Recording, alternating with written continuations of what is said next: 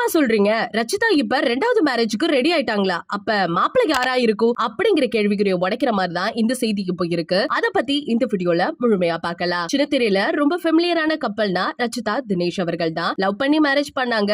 ஆனா என்னமோ தெரியல, அவங்களுக்குள்ள சில கருத்து வேறுபாடால 2 பேருமே பிரிஞ்சுட்டாங்க. இப்ப ரீசெண்டா நடந்த பிக் பாஸ் சீசன் 7 நிகழ்ச்சியில தினேஷ் அவர்கள் கண்டஸ்டன்டா உள்ள போய் அங்க சூப்பராவே விளையாண்டாரு. மறைமுகமா நிறைய பாசிட்டிவான விஷயங்களை ரச்சிதாவுக்கு சொல்லிக்கிட்டே இருந்தாரு. அதே சமயம் ரச்சிதா பிரியறதுல ரொம்பவே முடிவா இருந்துட்டு இருந்தாங்க. அவங்களோட முடிவுல எந்த ஒரு மாற்றமே இல்ல அப்படிங்கறத அவங்க போஸ்ட் மூலியமா நம்ம எல்லாருக்குமே அப்பப்ப தெரிவுபடுத்திக்கிட்டு தான் இருந்தாங்க. இப்போ ரீசெண்டா தினேஷ் அவர்கள் ரச்சிதா பத்தி ஒரு சில விஷயங்கள் ஷேர் பண்ணியிருந்தாங்க. அவங்கள சுத்தி ஒரு சுவர் ஒண்ணு எழுப்பி வச்சிருக்காங்க. அது ரொம்ப ஸ்ட்ராங்காவே இருக்கு. என்னால உடைக்கவே முடியல. இனிமேலுக்கு நான் வெயிட் பண்றதுனால என் லைஃப் தான் வீணா போகுது. சோ அடுத்து என் லைஃப் என்ன அப்படிங்கறத நான் பார்க்க போறேன் அப்படிங்கிற மாதிரி சொல்லியிருந்தாங்க. இந்த ஒரு சமயத்துல ரச்சிதா அவர்கள் வந்து ஒரு மூவி ஒண்ணு நடிச்சிட்டு இருக்காங்களாமா. அது மட்டும் இல்லாம அந்த படம் சீக்கிரமாவே ரிலீஸ் ஆக போகுது அப்படின்னு சொல்லிட்டு இருக்காங்க. அதோட சேர்த்து இன்னொரு விஷயமும் கசிய ஆரம்பிச்சிருக்கு. ரச்சிதா அவர்களுக்கு செகண்ட் மேரேஜ் செய்ய போறாங்களாமா. சோ இந்த தகவல் வந்து உண்மையா பொய்யாங்கிற விஷயம் இப்ப தெரியல. ஆனா பிரபல கன்னட இயக்குனர் தான் மாப்பிள்ளை அப்படின்னு சொல்லிட்டு வந்துட்டு இருக்காங்க. கண்டிப்பா இத பத்தி நம்ம தெரிஞ்சுக்கணும்னா வெயிட் பண்ணி தான் ஆகணும். வேற வழியே இல்ல. சோ நம்ம எல்லாருமே எதிர்பார்த்துட்டு இருந்த ஒரு விஷயம் என்ன அப்படின்னு கேட்டா தினேஷும் ரச்சிதாவும் சேர்ந்தா ரொம்ப நல்லா இருக்கும் அப்படின்னு தான். பட் இது எல்லாத்துக்குமே கொஞ்சம் கொஞ்சமா அவங்க டாட் வச்சிட்டு இருந்தாங்க.